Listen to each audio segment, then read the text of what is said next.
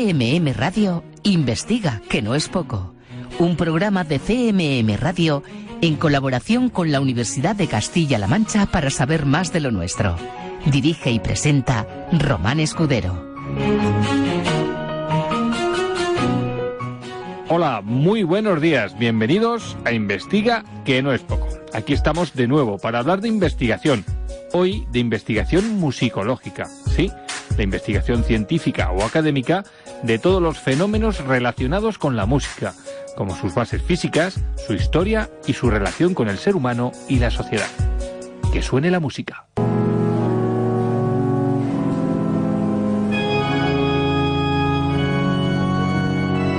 Imaginad a los habitantes de la ciudad de Cuenca en el siglo XVI asistiendo a una misa en la impresionante Catedral de Santa María y San Julián.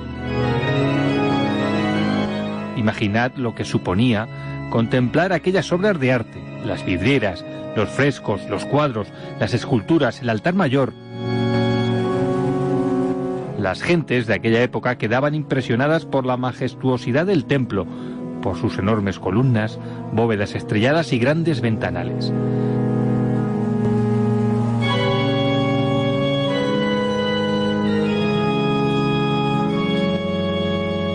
Pero para sentirnos de la misma manera, para revivir la emoción y apreciar cualquier obra de arte y en su contexto histórico, necesitamos la música.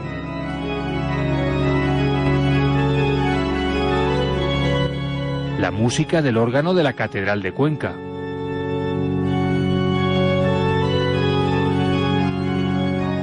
Imaginad a los conquenses de la Edad Media escuchando fascinados esa música, de la misma manera que los que asisten este siglo XXI en ese mismo escenario a los conciertos en el marco de la Semana de Música Religiosa de Cuenca. Y no solamente la música litúrgica, la oficial de aquella sociedad tan marcada por la religión, también existía, como ahora, una música popular, la que se bailaba y se disfrutaba.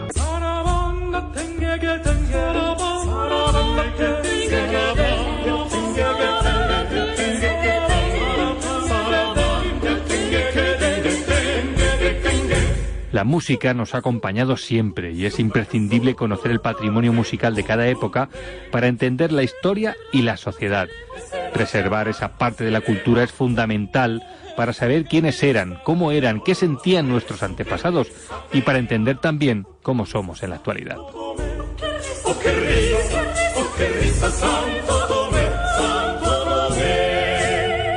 En la Universidad de Castilla-La Mancha contamos con el Centro de Investigación y Documentación Musical, una unidad asociada de I+D+I al CSIC por acuerdo de colaboración con su agencia estatal a través de la institución Milà y Fontanals. Con sede en el campus de Ciudad Real, promovido desde las áreas de música y didáctica de la expresión musical del Departamento de Didáctica de la Expresión Musical, Plástica y Corporal, esta unidad asociada constituye en nuestro país, por el momento, la primera y única de estas características en el ámbito de la musicología española. Instalado en una región que posee una extraordinaria riqueza de fuentes musicales de carácter histórico, tradicional y contemporáneo, el centro cuenta entre sus objetivos esenciales el análisis, catalogación y edición de las mismas, así como el estudio, desde una amplia perspectiva interdisciplinar, que proyecta una mirada transversal, artística, filológica, sociológica y económica, sobre la relevancia capital que este patrimonio musical tiene para el desarrollo de la actual producción cultural y riqueza turística de la región. Pero dejemos que sean sus directores y fundadores los que nos cuenten algo más de este centro que componen más de 30 investigadores y lo que supone la investigación musicológica. Hoy nuestros invitados son los profesores e investigadores Juan José Pastor y Paulino Catepón. Paulino Catepón, bienvenido a Investiga, que no es poco. Quiero preguntarte, como director y fundador del CIDON, ¿cómo surge esta unidad asociada al CSIC y lo que supone para la investigación musicológica en el ámbito de la Universidad Española y, por supuesto, de la Universidad de Castilla-La Mancha? Buenos días y encantado de participar en vuestro programa, que por otra parte os doy la enhorabuena porque este tipo de acciones de comunicación e información son muy necesarias para nuestra universidad y para que se conozca nuestras actividades de investigación.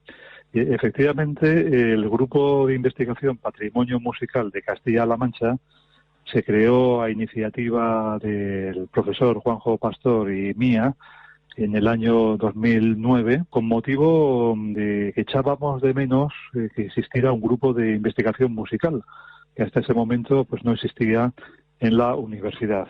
Y es tanto el patrimonio que existe en nuestra comunidad, por otra parte muy rico, basado en fuentes desconocidas en las catedrales, bibliotecas, archivos, que creíamos que era necesario articular una labor de recuperación musical fundando este primer grupo. Posteriormente, nuestro vicerrector, que ha hecho una labor fundamental de apoyo a los grupos de investigación, Julián Garde, pues nos recomendó que diéramos un salto hacia adelante y que nos convirtiéramos en unidad asociada al CSIC, para lo cual teníamos que encontrar un grupo afín a nuestros intereses con el cual crear esta unidad asociada. Y fue en el año 2015 cuando presentamos nuestra solicitud. Tengo que decir que los requisitos que impone el CSIC son muy exigentes, que el proceso de evaluación duró muchísimo tiempo, pero afortunadamente salió adelante, fue aprobado por el CSIC, por el Consejo Superior de Investigaciones Científicas, nuestro grupo como unidad asociada, y a partir de ese momento, pues lógicamente nuestra labor se vio muy reforzada. En 2018 volvimos a presentar nuestra solicitud de renovación y también fue aprobada, por lo que pues no puedo más que mostrar nuestra enorme satisfacción por lo que, como tú bien has dicho, esto supone, ya que se trata de la única unidad asociada al CSIC en música que existe en España. Y esto yo creo que nos debe vanagloriar, que debemos sentirnos todos en la UCLM muy satisfechos por este reconocimiento tan extraordinario. Y para Castilla-La Mancha es una oportunidad para recuperar ese ingente patrimonio musicológico con el que contamos y no tenemos constancia de la importancia que realmente tiene. Sí, yo creo que efectivamente desde la unidad asociada es una plataforma sensacional para poder lograrlo por todo lo que esto significa. Hemos creado varias líneas editoriales, varias colecciones, que por cierto tengo que decir que están valoradas en primerísimo lugar. En una evaluación que hizo el propio CSIC, el Ministerio de Educación y el gremio y la Federación de Gremios de Editores de España, el estudio que se ha hecho de las diferentes colecciones de Bellas Artes, pues estamos en una posición privilegiadísima. Y la primera, colecciones musicales. Si a eso añadimos la creación de nuestra revista Cuadernos de Investigación Musical, que cada vez está obteniendo más reconocimientos, pues podemos sentirnos sinceramente satisfechos. No hemos cumplido todos nuestros objetivos, por supuesto, pero hemos dado un paso adelante. Muchas gracias, Paulino. Vamos a hablar ahora con tu compañero Juan José Pastor para profundizar en lo que es la investigación musicológica. Pues muchas gracias por esta gran oportunidad que nos habéis dado para dar a conocer nuestras actividades. Y que sigáis adelante haciendo este gran favor a la comunidad universitaria. Muchas gracias.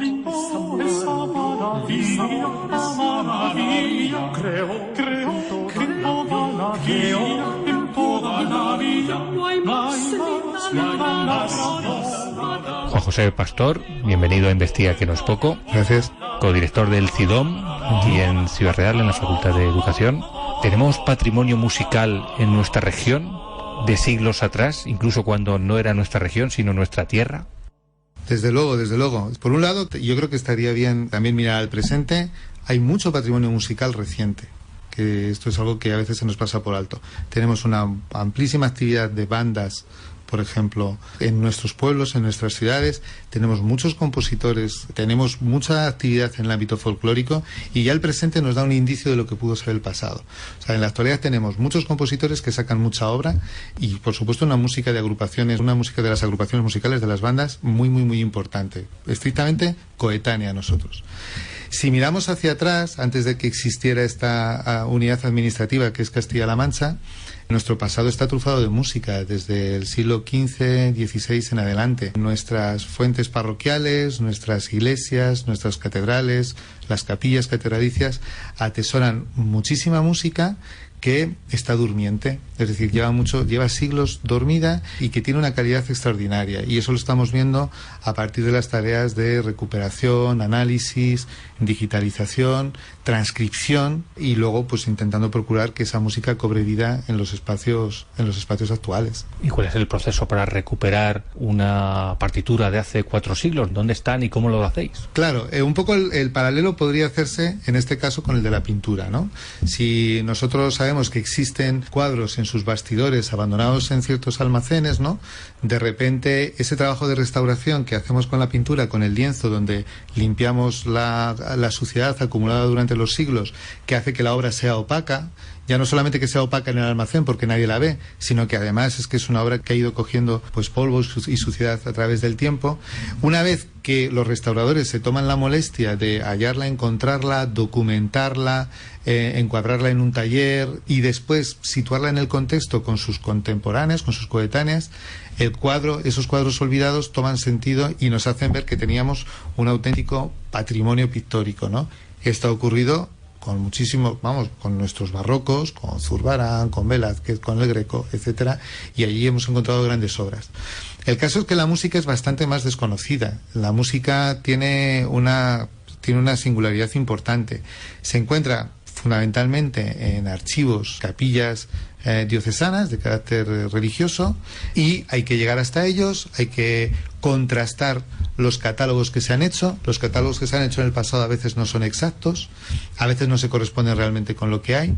Una vez que vemos las obras hay que cotejarlas con el catálogo y si no realizar un catálogo nuevo, volver otra vez a ordenarlo, hacer una descripción exhaustiva de la fuente. Las fuentes pueden ser impresas, manuscritas, pueden estar deterioradas, etcétera. Intentar localizar al autor, que muchas veces se conoce, y sobre todo hay un proceso muy importante que es el de transcribirla. Es música que está en una notación que a menudo no conocen los músicos actuales y nosotros nos preocupamos de transcribirla dando orientaciones sobre cómo debe ser interpretado. Eso ya es mucho, hacer eso ya es mucho, ya supone realmente limpiar el cuadro, limpiar la partitura. El último paso, que no siempre depende de los musicólogos, que somos los científicos que nos aproximamos al documento, está en la realización musical. Y ahí es donde nosotros ponemos toda la fuerza e intentamos a través de algunos festivales, especialmente a través de la Semana de Música Religiosa de Cuenca, pues sacar a la luz y sobre la escena esta música de forma informada para que se vea realmente cuál era el valor que tenía.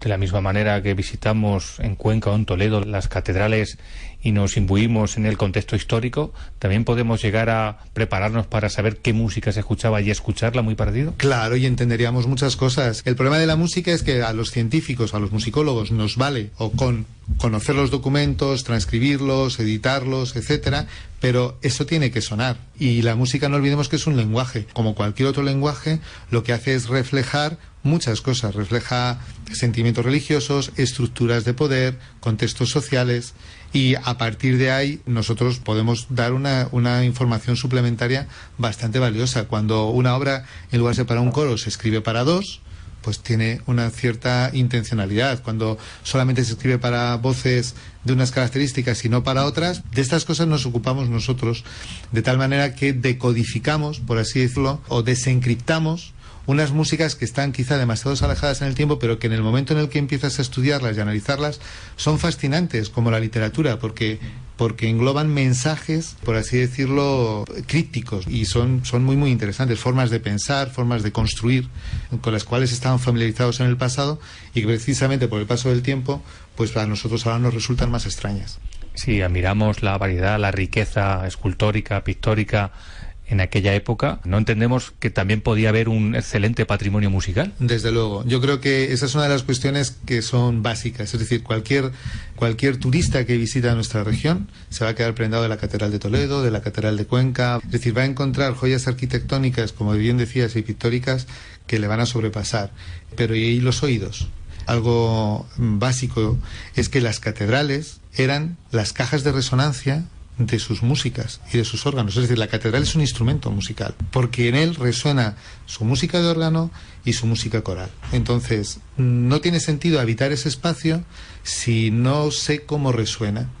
Una apuesta muy importante y muy fuerte por ese turismo de calidad sería el de comprometerse con ese trabajo científico musicológico que recupera la sonoridad de nuestras catedrales, de nuestros órganos históricos.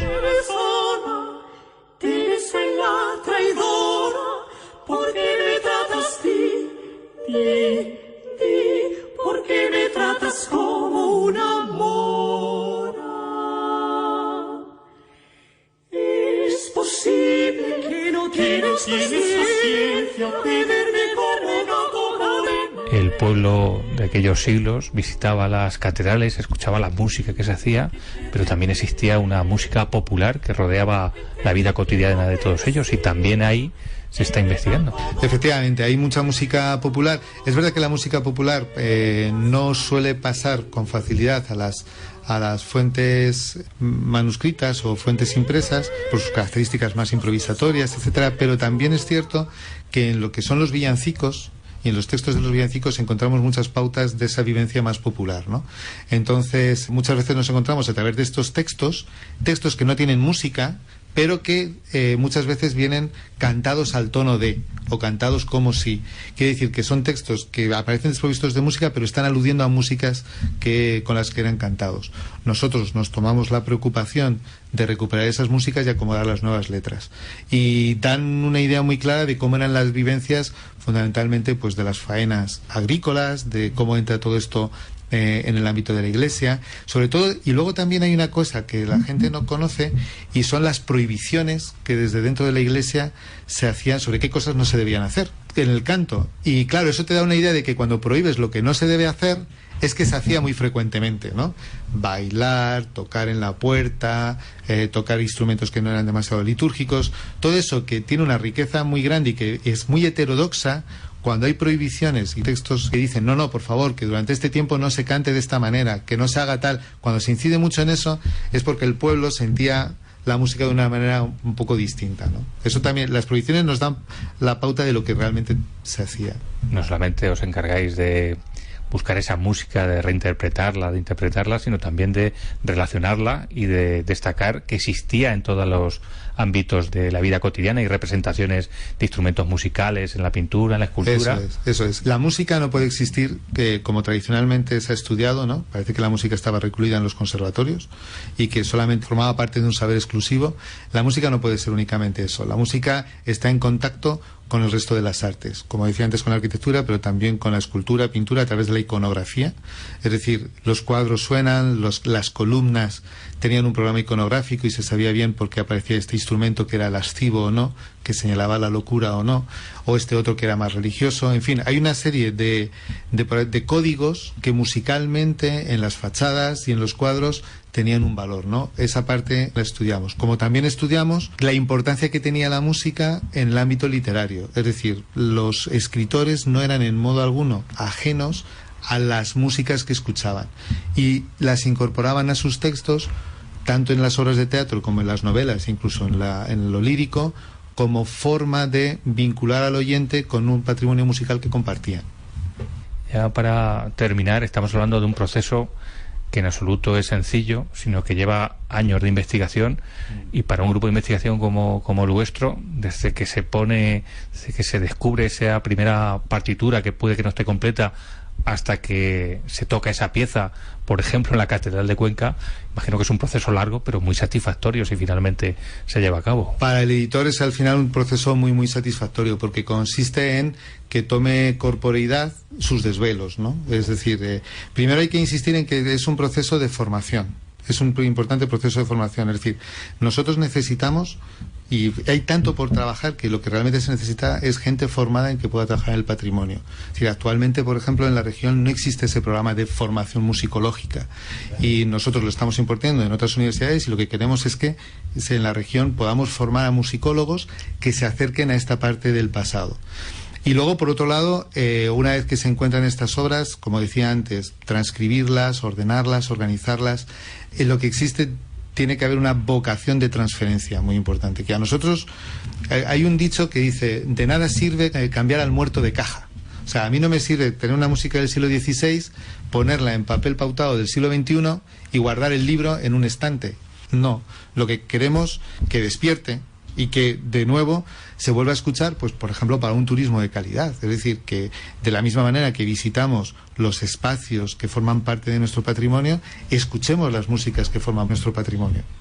Pues Juan José, desde luego es una labor importante y un reto que tenéis, y ojalá escuchemos esa música cuando visitemos una de esas catedrales que aquí tenemos y recuperemos lo que es nuestro patrimonio en su totalidad, incluida la música. Sí, nosotros seguiremos trabajando, seguiremos poniendo en contacto la música con el resto de las artes y estaremos a disposición de la región para que pueda exponer y presentar lo mejor que de sí tiene.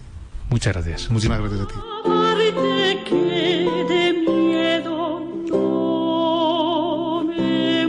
Hemos terminado por esta semana. Podéis volver a escuchar este y todos los programas en las webs de cmmedia.es y UCLM Divulga, en los podcasts de iVoox, iTunes, TuneIn y Spotify. Ahora, un nuevo programa de Solidarios con Mari Carmen Linuesa. Y seguir disfrutando con nosotros, que no es poco. Adiós. Estoy que con la muerte al lado busco de mi vivir consejo nuevo. Conozco el mejor y el peor apruebo, o por costumbre mala o por mía.